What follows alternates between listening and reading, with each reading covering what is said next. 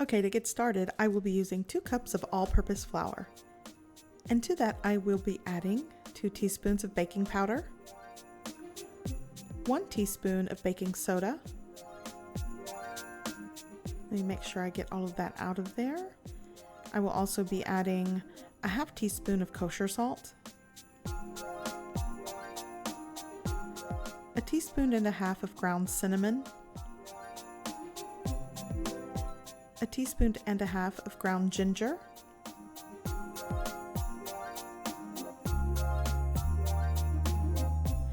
and I will be adding, this is optional, grated nutmeg, and this is probably less than 1/8 of a teaspoon, but I just think it really adds a nice flavor.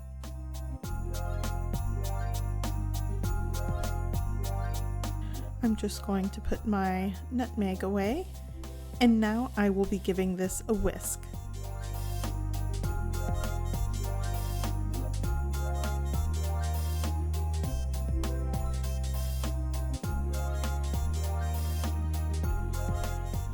And before I forget, I will be adding about a teaspoon of fresh orange zest.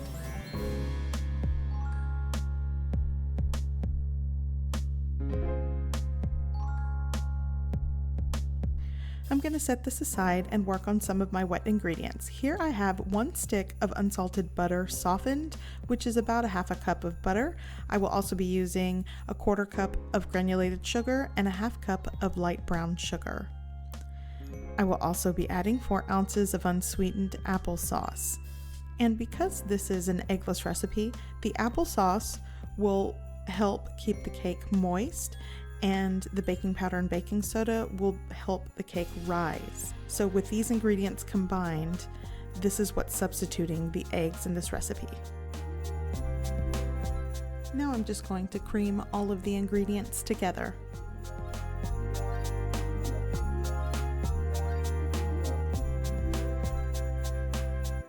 Next, I will be adding a 1/2 cup of unsulphered molasses, and I am actually using the Grandma's brand of molasses, just in case you were wondering.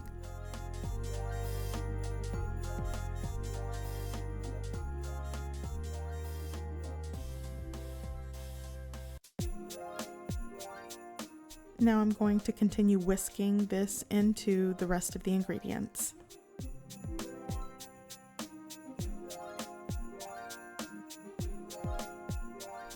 Okay, now I'm going to combine my dry ingredients into my wet ingredients, and I'm just going to continue mixing and whisking until they are well combined.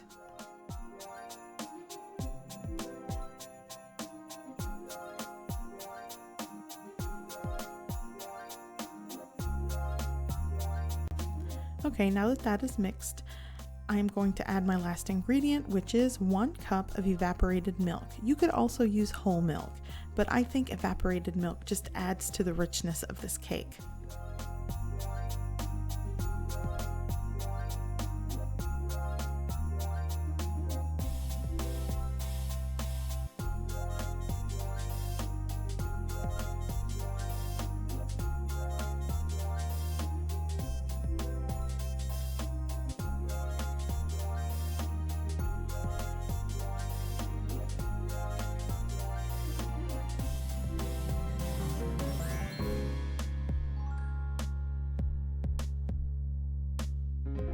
Here I have a lined, greased, and floured cake pan. This is an 8-inch cake pan, and it has very high walls. It's a 3-inch wall around the cake pan, and you want to make sure, if you're even using a 9-inch cake pan or a 9-inch square baking pan, that it has height on the sides, because this cake will puff up. You don't want it to spill over your pan.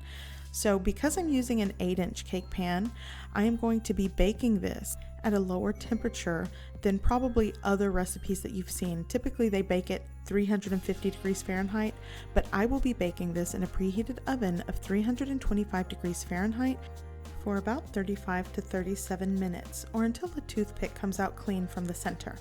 So I have pulled my cake out, it is ready, and I'm going to allow this to cool on a rack for about 20 minutes before icing.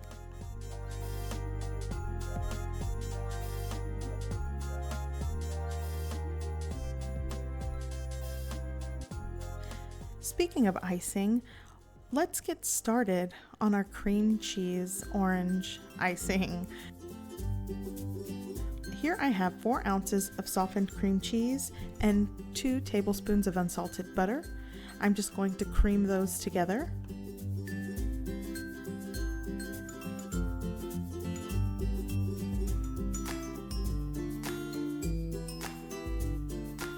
Once that is combined well, I will be adding 1.5 cups of confectioner sugar, or powdered sugar, you might call it that. I normally call it powdered sugar.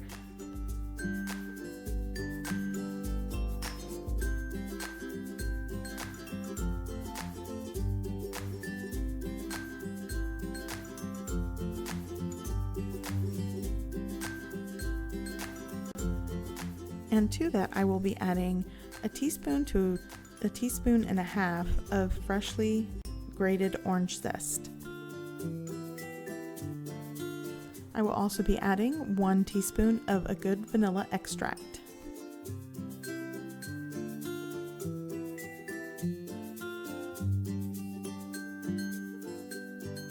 And to that I will be adding fresh squeezed juice of an orange. I will be adding 2 tablespoons.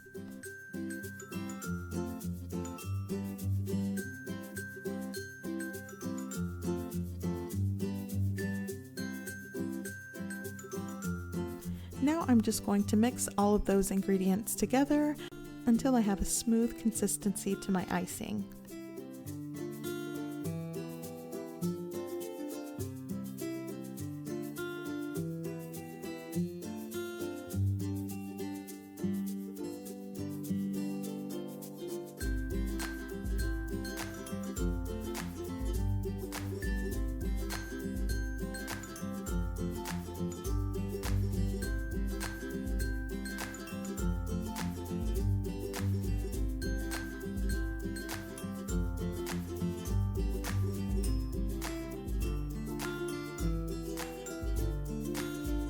Okay, so now I'm going to flip my cake pan onto my serving platter, and it came out perfectly. I'm just going to peel off the parchment paper, and now I am going to ice this delicious, beautiful gingerbread cake.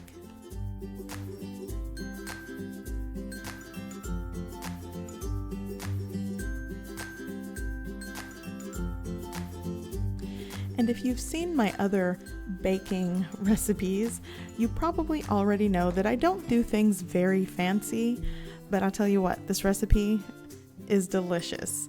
So go ahead and ice your cake however you see fit. I'm just gonna go ahead and pour out all the icing on top and just go ahead and smooth it over the cake.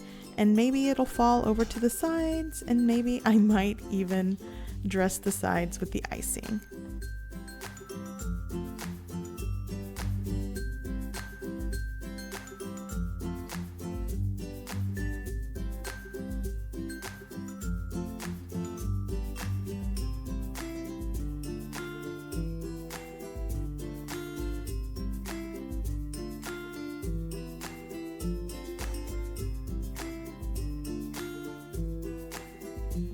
As always, the recipe will be located in the description box below. Okay, so my cake is iced, and if you can help it, let it set for about 15 minutes so it gets kind of crusty. The icing sets and it kind of dries, but I'll be honest, I couldn't wait. I had to cut a slice. So I love what I see. I can't wait to dig in. Gingerbread is one of my favorite flavors of the holiday season. So if you're like me and you love gingerbread, I hope you give this recipe a try. I hope you like it, and thanks for watching.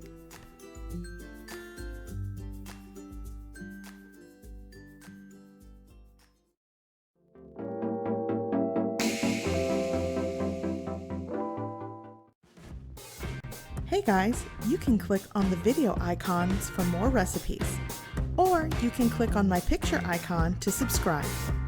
Thanks for watching.